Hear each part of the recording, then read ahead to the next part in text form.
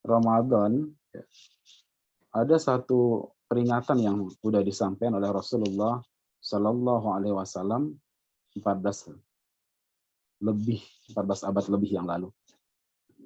Di mana peringatan ini perlu kita ketahuin, perlu kita sadarin bersama-sama supaya kita nggak termasuk ke dalam orang-orang yang seperti Rasulullah warning itu. Di mana Rasulullah SAW dalam sebuah sabdanya, Rabu so'in hadzu min syamihi ilal ju' wal 'atash. Berapa banyak orang yang namun dia nggak dapat apa-apa dari puasanya itu kecuali rasa lapar dan haus aja. Ya. Jadi, Masya Allah ya, na'udzubillah, tsumma na'udzubillah, di tengah suasana yang sangat kondusif untuk kita memaksimalkan ibadah yang suci Ramadan, di tengah suasana di mana setan dibelenggu secara fisik oleh Allah Subhanahu wa taala dan kita hanya fight untuk menundukkan hawa nafsu kita, tapi ternyata akan banyak kaum muslimin yang nggak dapat apa-apa dari puasanya itu kecuali lapar, haus aja. Ini satu hal yang naudzubillah sangat merugikan sekali dan harus kita hindarin bareng-bareng gitu ya. Karena kita kaum muslimin ini memerlukan Ramadan. Kita kaum muslimin ini memerlukan sebuah fixation dalam mencari dan meraih pahala di sisi Allah Subhanahu wa taala. Dan Ramadan waktu terbaik yang ditentukan oleh Allah Subhanahu wa taala untuk sebanyak-banyaknya kita meraih pahala di sisinya. Ramadan dengan segala keindahannya memang ditentukan oleh Allah Subhanahu wa taala, dikondisikan sedemikian mungkin oleh Allah Subhanahu untuk kita mudah beribadah di sisi Allah Subhanahu wa taala. Dan memang Ramadan ini adalah sebuah pit stop, kalau boleh dibilang pit stop itu, Ramadan sebuah pit stop. Kalau F1 itu setelah itu mobil muter-muter sekian lap, dia harus masuk pit stop. Untuk apa? Untuk refresh lagi, mengganti yang memang perlu diganti, mengisi fuel dan lain sebagainya gitu ya. Supaya dia bisa start dengan kekuatan penuh lagi. Nah, khawatir iman rahimakumullah, setelah kita 11 bulan hanyut dalam kesibukan dunia kita, maka Subhanahu wa taala menentukan sebuah pit stop dari berbagai macam aktivitas dunia kita. Pit stopnya itu apa? Yaitu Ramadan. Gitu ya. Jadi sekali lagi khawatir iman rahimakumullah, Ramadan ini adalah satu hal yang harus kita sikapin dengan sikap kita. Ramadan ini adalah satu bulan yang harus bisa mengantarkan diri kita menjadi hamba-hamba Allah yang luar biasa gitu ya. Yang endingnya di Ramadan itu adalah kembali ke fitrah. Kembali suci, kembali seperti layaknya bayi lagi. Karena kenapa? Karena benar-benar segala urusan dan kesibukan dunia itu kita sisihkan dan urusan akhirat itu yang kita utamakan. Ini harus dikondisikan sekali lagi di dalam hati kita. Ini harus dikondisikan di dalam fikrah kita, karena kalau salah mengkondisikan diri kita, kalau salah men-set up nurani dan psikis kita demi menyambut bulan suci Ramadan, maka nanti ketika masuk bulan suci Ramadan itu akan B aja. Ramadan itu akan jadi sebuah bulan yang biasa aja. Bulan yang nggak ada nilai apa-apa gitu. Sehingga ya kegiatan kita sama aja kayak bulan-bulan yang lain. Ya sholat 5 waktu doang. Qiyamul lail kalau sempat. Sholat duha juga begitu. Tilawah Quran juga ya ala kadarnya. ya, infak sodako kalau ada nggak diusahain dan lain sebagainya. Itu kalau kita keliru dalam men-set up diri kita, men-set up ruh psikis kita demi menyambut kedatangan bulan suci Ramadan. Tapi sebaliknya, kalau kita ya, men-set up diri kita, ruh kita, psikis kita, fikroh kita, ya, dengan setup yang sebenarnya, dengan di setup berdasarkan referensi ilmu agama yang baik dalam rangka menyambut bulan suci Ramadan ini, maka insya Allah Ramadan ini akan terus menjadi sebuah bulan yang luar biasa, di mana di dalamnya kita benar-benar akan diri kita untuk bisa meraih pahala sebanyak-banyaknya di sisi Allah Subhanahu wa taala. Kenapa kita perlu pahala yang banyak di sisi Allah Subhanahu wa taala? Yang pertama, karena memang basic penciptaan kita di muka bumi ini adalah untuk beribadah, bukan untuk main dan ngasal doang gitu ya. Wa ma khalaqtul jinna wal insa illa liya'budun. Dan tidak aku ciptakan jin dan manusia, kata Allah, kecuali untuk beribadah kepada aku. Jadi memang kita tercipta ini untuk beribadah kepada Allah Subhanahu wa taala. Untuk berbuat baik di sisi Allah Subhanahu wa taala. Untuk mencari kemuliaan-kemuliaan di sisi Allah Subhanahu wa taala, bukan manusia, tapi di sisi Allah Subhanahu wa taala. Karena apapun yang kita lakuin dalam kehidupan kita ini, apapun yang kita kerjain ini kan akan berbalas di sisi Allah Subhanahu wa taala. Faman ya'mal mithqala dzarratin khairan yarah wa may ya'mal mithqala dzarratin syarran yarah. Jadi yang kebaikan yang sedikit, yang kecil pun itu akan berbalas di sisi Allah Subhanahu wa taala, dan sebaliknya keburukan walaupun cuma kecil, walaupun cuma sedikit, itu pun juga akan berbalas di sisi Allah Subhanahu wa taala. Dan akan terekam dengan detil di sisi Allah Subhanahu wa taala. Jadi sekali lagi kita tahu bahwa ending kita itu di akhirat nanti ada dua tempat, Jannah dan Jahannam, dan kita adalah orang-orang yang Allah Subhanahu wa taala muliakan dengan apa? Dengan dijanjikan jannahnya, maka demi meraih jannah itu ikutilah apa yang Allah dan Rasulnya inginkan. Bimbingan dari Allah Subhanahu wa taala dan Rasulnya itu ada amat sangat jelas diberikan kepada kita kaum muslimin. Jadi sekali lagi kita adalah umat yang memang udah dijanjikan kebaikan oleh Allah Subhanahu wa taala di akhirat nanti ya. Innal ladzina amanu wa 'amilus shalihati ulaika hum khairul bariyah. Jazaohum 'inda rabbihim jannatu 'adn. Dan balasan di sisi Tuhannya adalah surga adn. Jadi kita adalah kaum yang udah dijanjikan, asal sekali lagi rekan-rekan kita menjaga originalitas dari tauhidullah kita, dari keimanan kita kepada Allah Subhanahu wa taala, dan enggak pernah mencederai keimanan kita itu dengan hal-hal yang berbau syirik. Nauzubillah. Makanya hati-hati tuh ya, terutama rekan-rekan harus sering mendakwahkan hal-hal yang terkait dengan ini kepada rekan-rekan yang lain, mahasiswa-mahasiswi muslim yang lain gitu ya, supaya keimanan mereka itu tetap terjaga dalam originalitas yang terbaik gitu ya. Karena sekali lagi hanya tauhidullah yang orisinillah yang bisa mengantar ke jannahnya Allah Subhanahu wa taala. Hanya tauhidullah yang orisinal. Kalau enggak orisinal tuh naudzubillah, khawatirnya kita enggak diakuin di mahsyar nanti oleh Allah Subhanahu wa taala.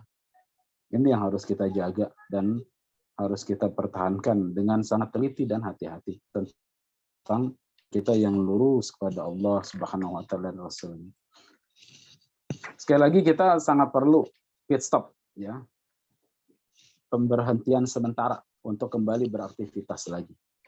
Dan Allah Subhanahu wa taala sering mengulang di dalam Al-Qur'an itu bahwa akhirat itu lebih baik daripada dunia. Wal akhiratu khairul laka minal minal ula.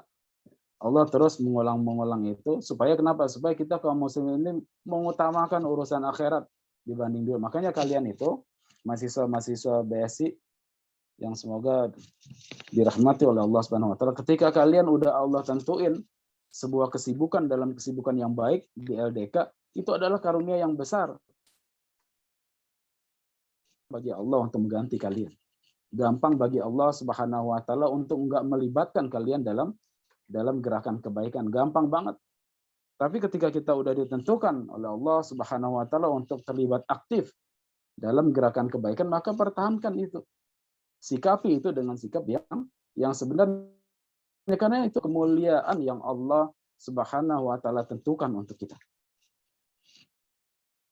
Sebuah kemuliaan, rekan-rekan semua. Makanya yang perlu kita jaga dalam menjalani kehidupan yang indah, yang luar biasa, dalam menjalani kemuliaan yang Allah berikan ini, hanya dua hal yang perlu kita pertahankan dalam hati dan sanubari kita, yaitu apa? Apa yang Rasulullah sampaikan. Pertahankan dua hal, yaitu bersyukur dan bersabar. Bersyukur dan bersabar. Bersyukur dan bersabar. Kalau lagi happy, jangan lupa ingat Allah dan bersyukur. Ya, alhamdulillahirabbil alamin. Lalu banyak ibadah di sisi Allah Subhanahu wa taala. Kalau lagi nggak happy atau dicoba sama cobaan tertentu, sabar. Karena innallaha ma'as sabirin. Allah bersama orang-orang yang sabar. Makanya Rasulullah bilang dua sikap ini sikap yang luar biasa tuh. Ajaban tuh, sikap yang hebat banget, yang hanya ada pada yang beriman. Ya, maka itu sekali lagi, ketika Allah Subhanahu wa taala berkenan untuk memuliakan diri kita, untuk terlibat aktif dalam sebuah perkumpulan dakwah, dalam sebuah komunitas kebaikan, maka itu adalah hal yang luar biasa yang harus kita sikapi dengan sikap yang jelas, yang benar. Ya. Maka totalitaslah di situ, seperti halnya Rasul dan para sahabat. Ya. Totalitaslah di situ. Berlomba-lombalah dalam kebaikan. Jangan menghindar atau jangan ngumpet-ngumpet dari jalan kebaikan ini, karena di jalan kebaikan inilah ada jejak Rasul sahabat.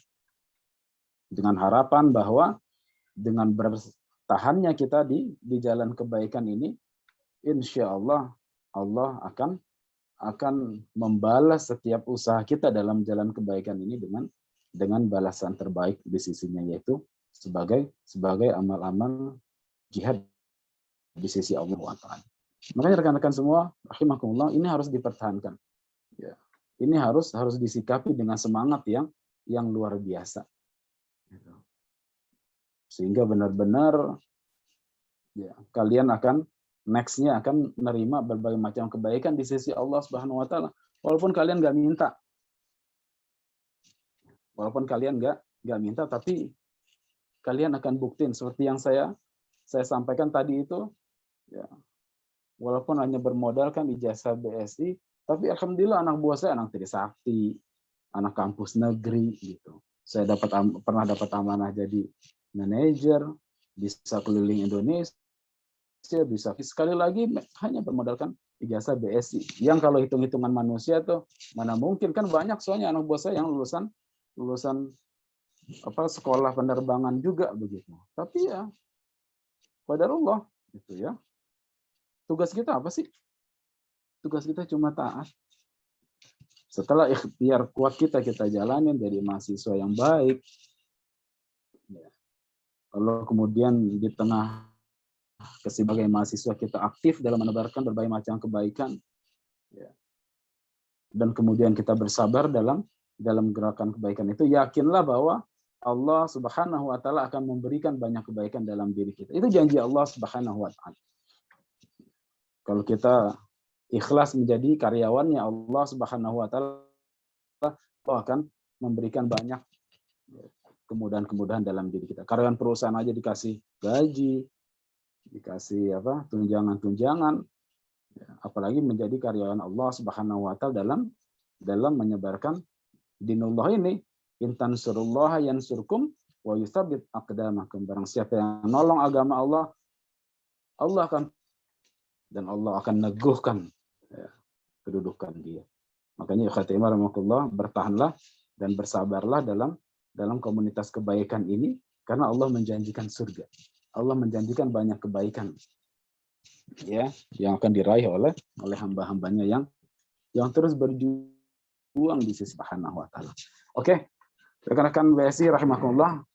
Ya. Ramadan nanti itu kita dijanjikan banyak pahala yang berlipat ganda yang Allah akan kasih ke kita. Kita perlu amal-amal kebaikan ini. Karena kenapa? Karena inilah yang akan jadi harta yang nyata setelah kita berpindah alam. Sekarang ini memang amal ibadah, pahala itu nggak kelihatan bentuknya. Tapi nanti ya setelah kita yang nyata akan jadi gaib, yang gaib akan jadi nyata.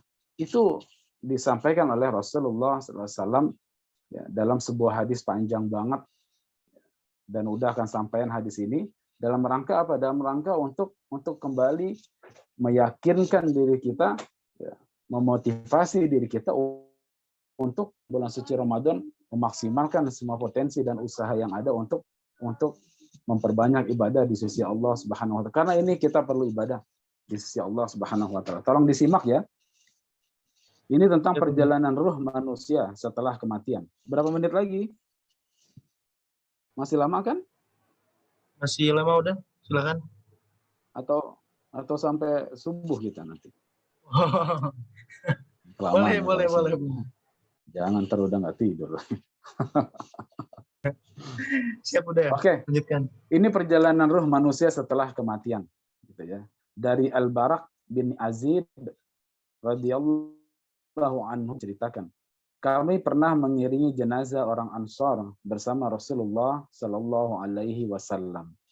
Sesampainya di kuburan dan menunggu liang lahatnya dibenahi, Rasulullah duduk menghadap kiblat. Nah, ini juga salah satu sunnah yang harus kita contoh nih ketika nganterin orang ngubur, maka hendaknya duduk kita itu menghadap kiblat, ya, di tengah kuburan gitu ya.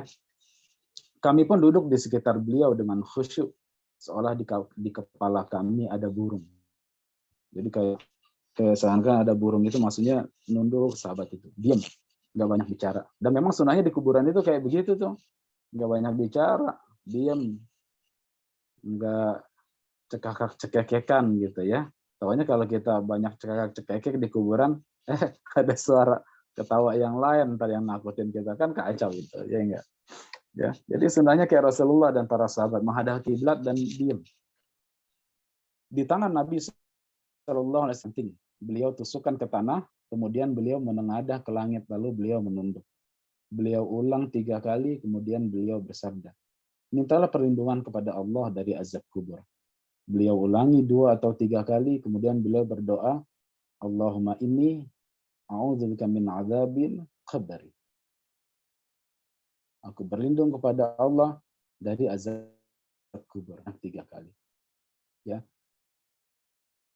Rasulullah ini bisa ngedengar orang disiksa di dalam kuburnya.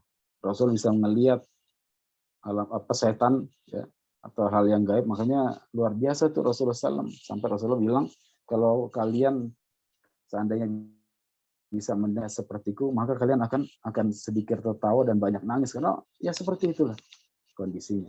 Dan Rasulullah memerintahkan apa? Mintalah perlindungan kepada Allah dari azab kubur. Ya. Makanya Rasulullah juga ngajarin khotimah rahimakumullah tentang sebuah doa yang kita sunahkan untuk baca doa ini setiap sholat kita. Ya. Selesai ini kan, selesai sholawat dan sebelum salam kita baca doa ini. Allahumma inni a'udzubika min azabi jahannam wa min adzabil qabri wa min fitnatil mahya wal mamat wa min syarri fitnatil masih dajjal. Itu adalah bagian dari sunnah yang harus kita rutin baca ini ya, dalam waktu-waktu terakhir di sholat kita, supaya Allah lindungi kita dari fitnah jahanam, fitnah neraka, dan juga fitnah kubur.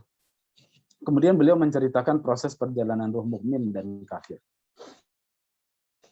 Sesungguhnya hamba yang beriman ketika hendak meninggalkan dunia dan menuju akhirat, turunlah malaikat dari langit. Wajahnya putih, wajahnya seperti matahari. Mereka membawa kafan dari surga dan hanut atau minyak wangi dari surga. Mereka pun duduk di sekitar mayit sejauh mata memandang. Kemudian datanglah malaikat salam. Dia duduk di samping kepalanya dan mengatakan, wahai jiwa yang baik, keluarlah menuju ampunan Allah dan ridhonya. Keluarlah ruh itu dari jasad sebagaimana tetesan air keluar dari mulut ceret. Dan langsung dipegang malaikat maut. Para malaikat yang lain tidak meninggalkan walau, dan mereka langsung mengambilnya dari malaikat maut. Jadi malaikat maut itu, ya, malaikat Israel ketika akan mencabut nyawa seorang hamba, itu ditemenin sama malaikat yang lain. Karena memang otoritas mencabut nyawa itu hanya di tangannya malaikat Israel. Makanya ketika udah selesai ya, mencabut malaikat nyawa seorang hamba, maka malaikat Israel ini nyerahin ke malaikat yang lain tuh, dan terus keliling lagi untuk menunaikan tugasnya seperti itu. Ya. Mereka memberinya kain kafan. Jadi setelah dicabut nyawanya keluar, gitu ya, dan insya Allah ya, jiwa seorang Muslim itu keluar dalam kemudahan seperti yang Rasulullah sampaikan ini, seperti tetesan air keluar dari mulut ceret dan kemudian diserahkan kepada malaikat yang lain. Mereka memberinya kafan dan hanut itu. Keluarlah ruh itu dengan sangat seperti bau parfum paling wangi yang pernah ada di bumi. Para malaikat ini pun naik membawa ruh itu. Setiap kali ketemu dengan malaikat yang lain, mereka akan bertanya, ruh siapakah yang baik? Mereka menjawab, ya, Fulan bin Fulan. Jadi ruhnya ini dibawa atau sama malaikat ke atas dan dipuji-puji oleh para malaikat. Hingga di langit dunia mereka minta agar pintu langit dibukakan. Lalu dibukakan. Mereka naik menuju langit berikutnya dan diikuti para malaikat langit dunia. Hingga sampai di langit ketujuh. Kemudian Allah berfirman, tulis catatan amal hambaku itu di Ailiyyin. Ya, kata Allah Subhanahu wa taala. Adraka ma Ailiyyin. Tahukah kamu apakah Ilyin itu? Yaitu kitab yang bertulis, disaksikan oleh para malaikat. Kembalikan hambaku ke bumi, karena dari bumi aku ciptakan mereka, ke bumi aku kembalikan mereka, dan dari bumi aku bangkitkan mereka untuk kedua kalinya. Maka dikembalikan ke jasadnya. Kemudian mendengar suara sandal orang yang mengantarkan jenazahnya sewaktu mereka pulang setelah pemakaman. Kemudian datanglah dua malaikat yang keras gertakannya. Dalam riwayat lain, warnanya hitam biru. Lalu mereka menggertaknya dan mendudukkan si mayit. Jadi malaikat Munkar dan Nakir ketika datang itu dalam kondisi kedatangan yang keras begitu. Ya. Dan kemudian mayit itu didudukin. Mereka bertanya, siapa Rabbmu?